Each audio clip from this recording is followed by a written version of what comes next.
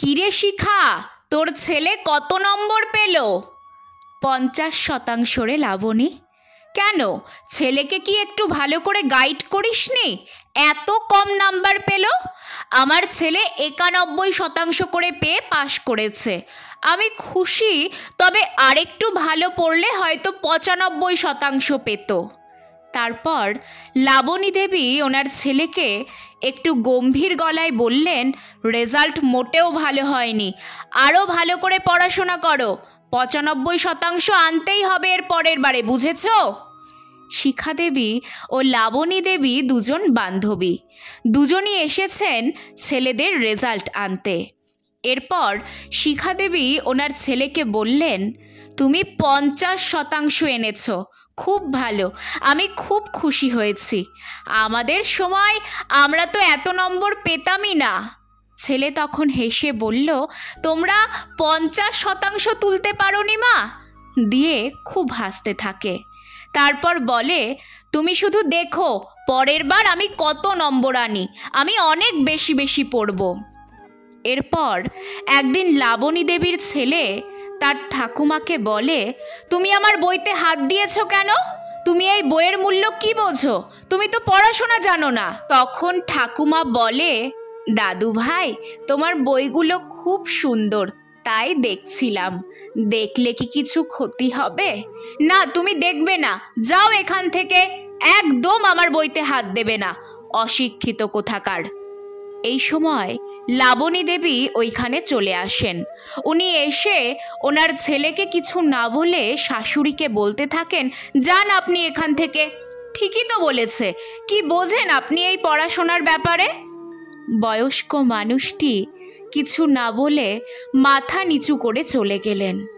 অন্যদিকে দেখা যায় শিখা দেবীর ছেলে দাদু ঠাম্মির কোলে বসে পড়াশোনা করছে, আর দাদু ঠাম্মিকে বইয়ের ছবি দেখিয়ে বোঝাচ্ছে কোনটা কিসের ছবি, কোন বইয়ের মধ্যে কি আছে।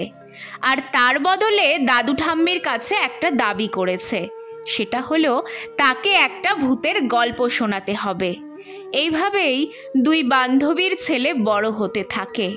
কেটে যায় বেশ কিছু বছর। লাবণী দেবীর ছেলে যেহেতু পড়াশোনায় ভালো ছিল, সেই জন্য সে খুব ভালো র্যাঙ্কের চাকরি পেয়ে যায় এবং বিদেশ চলে যায়। আর শিখা দেবীর ছেলে একটা প্রাইমারি স্কুলের প্রধান শিক্ষক হয়। এরপর শিখা দেবী ছেলে, বৌমা, নাতি ও পরিবারকে নিয়ে হাসি খুশি দিন কাটাতে থাকেন। একদিন শিখা দেবী লাবণী দেবীকে ফোন করেন, কিরে লাবণী, কেমন আছিস? ছেলে এত বড় চাকরি করে, এত সুন্দর বৌমা, নাতনি, সবাইকে পেয়ে তো আমার কথা ভুলেই গেছিস। কেমন আছিস বল? ভালো, আর তুই? আমিও খুব ভালো আছি রে। ছেলে প্রাইমারিতে চাকরি করে, ছেলে, বৌমা, নাতি সবাইকে নিয়ে সুখে দিন কাটছে রে। কিন্তু তুই আমাকে বল, তোর গলাটা এমন কেন শোনাচ্ছে? কি আর বলবো বল, আমি এখন বৃদ্ধাশ্রমে থাকি। সে কি, কেন, কই? আমি জানি না তো।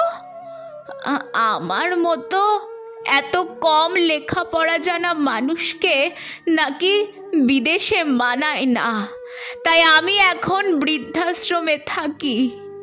আসলে কি জানিস, আমি শুধু আমার সন্তানকে পুঁথিগত শিক্ষায় জোর দিয়েছি, নৈতিক শিক্ষা দিতে পারিনি, তাই আজ আমার এই অবস্থা। এই বলে কান্নায় ভেঙে পড়লেন লাবণী দেবী। আসল কথা কি বলুন তো, সন্তানের পুঁথিগত শিক্ষা একটু কম হলেও হবে, কিন্তু নৈতিক শিক্ষাটা যেন কম না হয়।